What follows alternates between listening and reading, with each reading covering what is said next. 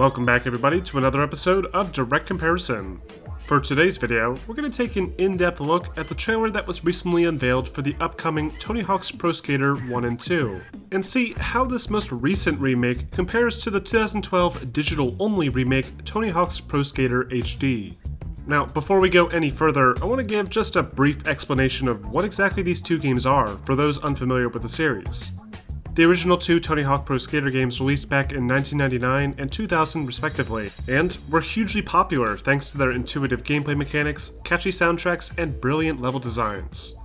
In 2012, the original two games were remade by a small developer called Robomodo under the name Tony Hawk's Pro Skater HD that was released digitally for the PS3, Xbox 360, and PC, along with an additional Tony Hawk's Pro Skater 3 based DLC a little while later. This game was built using the Unreal 3 engine, and despite looking noticeably better than the originals, it failed to really capture the feel and spirit of the classics. Fast forward to 2020, and we have yet another remake of the original two games. Only this time created by Vicarious Visions, the very same group responsible for the recent remakes of Crash Bandicoot and Spyro the Dragon. Alright, so hopefully that clears a few things up, so let's jump straight in with an in-depth look at the reveal trailer. The trailer kicks off right away with some close-up cinematic shots of Tony Hawk doing some slow-motion kick tricks at some easily recognizable locations. The first shot appears to be the upper area of the school from the first game, while the next several shots are from the corner of Venice in Tony Hawk's Pro Skater 2. Now, the first thing I wanted to point out here is that this new Tony Hawk remake will be a complete collection of the original two games. Every skater, every level, and a good chunk of the original soundtrack is set to return, whereas Tony Hawk HD only included a handful of each. School 1, for example, never made its way to the 2012 game, and we instead were only given about 3 to 4 levels from both Tony Hawk 1 and 2, along with 3 extra levels for Tony Hawk 3. Now, the next important takeaway here, and probably the most apparent, is that massive improvement to the visual quality. The lighting looks absolutely gorgeous here, with examples of volumetric properties all throughout, along with some nice reflective surfaces and enhanced bloom. It really does have the sort of next-gen feel that even for 2012, Tony Hawk HD failed to deliver. The way the board reflects light here looks absolutely gorgeous, and with all the new skateboarding video games creeping into the market lately, it's nice to see the original king of skating games will be one of the better looking skateboarding experiences come this fall. One of the most interesting impacts that these new visuals have on the game though is how the ambient lighting has altered the look and feel of the environments. Venice, for example, is now much closer to dusk, with lots of long shadows and a more distinct golden glow. Warehouse, by contrast, is now set during the daytime, and light pours through all the windows, greatly changing the original feel and making it feel a lot more open as a result. The environments look to be beautifully detailed, with lots of graffiti tags on ramps and some nice variety to things like pipes and kickers. Though, up close, there are some fairly flat textures that lack the type of depth you'd expect. It's unclear exactly which version of the game is being shown here, though I can't imagine this will look much different between the 3 platforms upon release. Still, it's well beyond the quality of the texture mapping used in Tony Hawk HD, and locations in general look to have way more personality than they've ever had before. I especially love the look of School 2, that has this new collegiate Gothic architectural style, making it one of the most visually interesting interpretations created so far. The Leap of Faith has also been colored white and has more scratches and marks along it, whereas previously it was just some shade of red or pink, with very little detail to go along with it. The shadows in particular really help to make the image look more photorealistic, a fantastic artistic choice, as the more cartoon-like cel-shaded appearance in Tony Hawk 5 really felt cheap and unappealing. Now, at the 20-second mark, we do get confirmation that the game will be outputting at 4K on the Xbox One X, and on their website, they also confirmed that the game is targeting 60 frames per second, which is incredible news considering how gorgeous the game looks from these few clips. Tony Hawk HD can run at Ultra HD resolutions on the PC, but on the console platforms, it's limited by the older hardware, likely sitting in at around 720p. I'll explore this in more detail towards release, but the new Tony Hawk remake looks substantially better in every conceivable way. Now, moving on, we have a look at Downhill Jam, a one-way course with lots of big drops and dangerous rails. Interestingly, this particular level was set at night in Tony Hawk HD, a very strange choice considering how challenging the level already was, especially when trying to reach that secret tape. But with this latest remake, the level returns to bright sunny daylight, and the canyons are now gorgeously detailed with some great looking rock surfaces and foliage hanging off the side. School 1 is also shown, and we get a great look at all the nice soft shadow effects and extra detail like the dried leaves sitting alongside the planters. That can even be interacted with partially, as we'll see in a little bit. Here we get another great wide shot view of School 2, this time demonstrating the enhanced draw distances along with the fantastic texture variety and lighting effects. It all feels like a genuine photorealistic overhaul of the original game, rather than a lackluster remake like before, and this is made clear by the much more weighty feel to the skating mechanics. One of HD's biggest problems was its handling. Skaters felt floaty, and trying to perform a complex combo was made difficult by the awkward spins and unnatural ollies. According to an interview between IGN and the head of Vicarious Visions, the game's skater controls are being built from the original code by Neversoft, ensuring that players will feel like they're playing a true Tony Hawk game, rather than a cheap knockoff. There's of course new animations that look more authentic, like characters leaning during grinds and more realistically reacting to large drops. But the feel of the game should be much closer to that of the original games. That being said, this next sequence demonstrates that the new game won't necessarily be a one-to-one remake of that classic gameplay.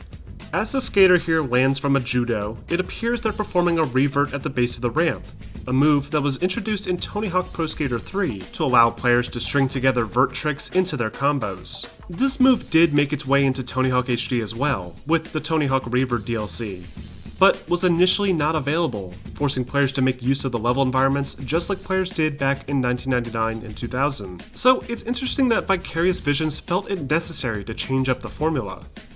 With this change, point-based goals will be much easier to achieve, perhaps meaning the values of these goals will be adjusted to compensate.